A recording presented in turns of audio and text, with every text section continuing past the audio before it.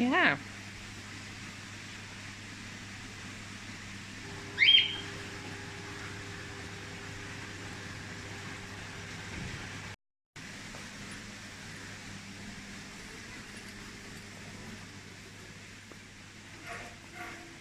As a well done to ZaZu, I decided to get some toys. So here they are. So he's got like this little rope perch thing. You just like squeeze it between the bars. You got this little thing. It's pretty much just so he can preen it, or pretend it's like feathers and clean it and feel like he's socialising.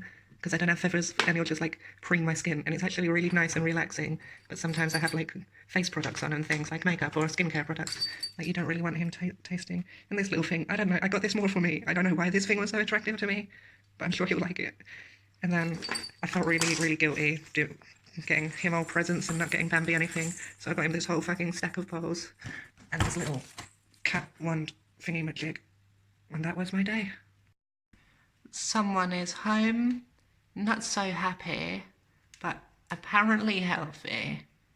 I know I don't sound too confident in that. It's because I'm a know-it-all, and apparently I know more than the vet, which I don't, I know, but I'm just worried, okay?